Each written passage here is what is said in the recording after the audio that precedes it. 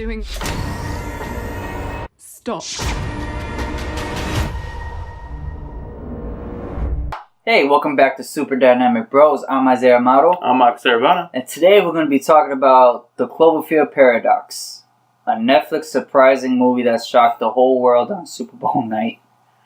Honestly, the marketing strategy tool that they use for this is kind of genius. Releasing the trailer, then telling you, oh wait, now the movie is available online for you.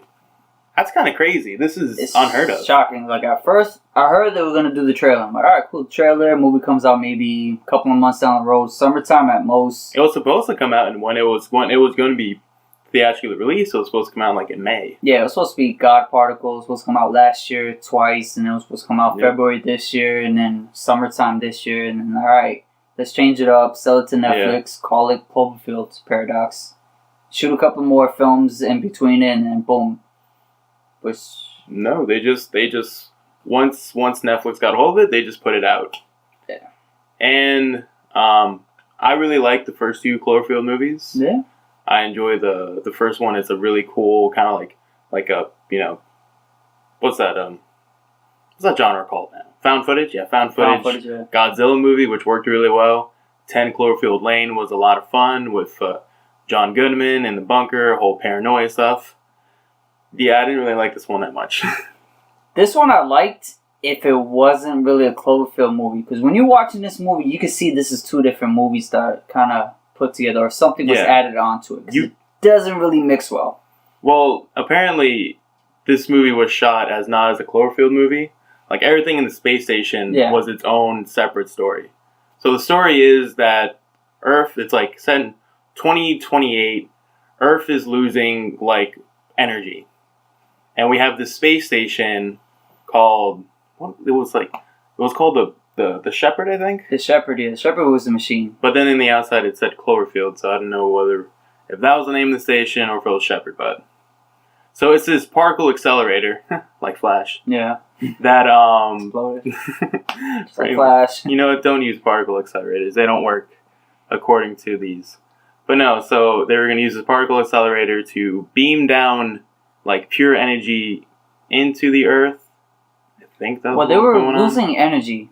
Energy was being lost. That's why they were having like rolling blackouts. Some type of wars and stuff was going on. Like it was really jumpy right now just to make it a Cloverfield movie. That's why it didn't really make that much sense. But yeah, so things go haywire, of course. Yeah, the people on the station get sucked into an alternate dimension.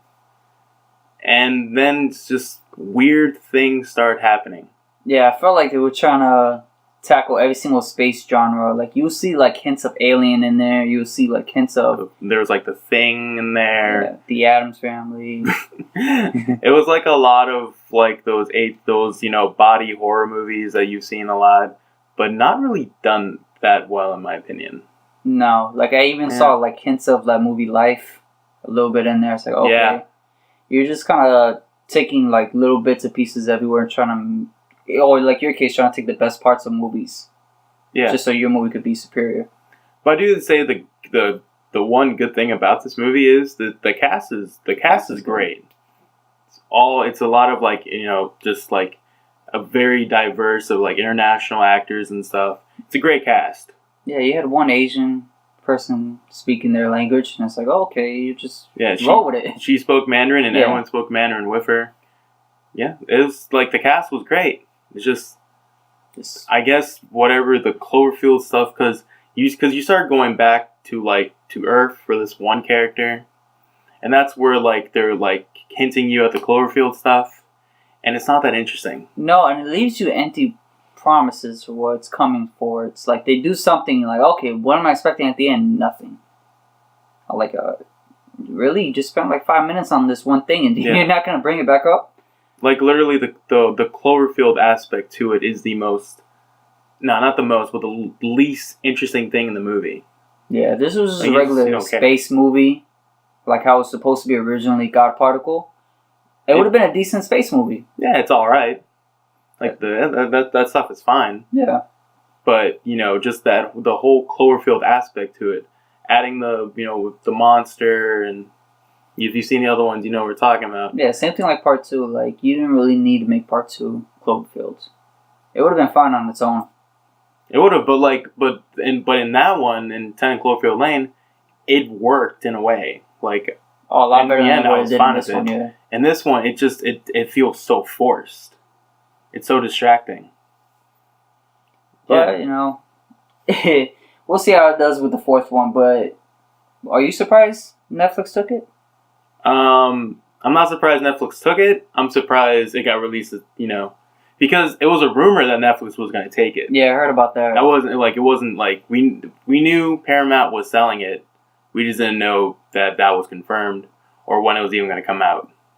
So it was a shock that you saw this Netflix movie and watch it right after the Super Bowl. Yeah. I guess because, they probably had zero faith in this movie at all. Yeah, at least enough to bring its money back. Yeah. Which they know for sure. I'm selling it to Netflix for, let's say, a couple of million more than what I made it for. Cool, I make some profit back. Yeah. And it's a great strategy to, will we have a trailer on Super Bowl Sunday? And, say, hey, watch it right after. That's so smart. And dangerous if it doesn't work. Because you're spending a couple of million on this commercial right here, this one trailer. Yeah. That's your marketing. I mean, yeah, granted, everybody else does it, but it takes months to make what you just did in 2 minutes. It's a great strategy. I just wish it was a better movie. Yeah. So we're going to rate this movie from our rating scale from dynamic, delightful, decent, disappointing, dreadful. I'm going to give it a decent. I was saying. It was decent. It's decent. It wasn't delightful. I didn't really enjoy. I enjoyed some parts, but everything that in space and all the weird things are happening them in the inner dimension and stuff. That stuff was cool. I was fine with that. So decent and forgettable. Yeah, I don't really remember this movie. You're gonna forget it. Definitely not my top 10er, but no. Definitely, if you have Netflix, I'd say watch it. See what you think. A lot of people are hit and miss on this one, but maybe watch with friends. Yeah, I watched it by myself. I was pretty depressed, but damn, I watched it by myself too, and I was depressed. What's going on? Watch it with friends. Find some friends. Yeah, watch it with friends. Have friends and watch it. Netflix and watch it. But thank you again for tuning in to another episode of Super Dynamic Bros, and we'll catch you next time. Subscribe. I was late. Bye.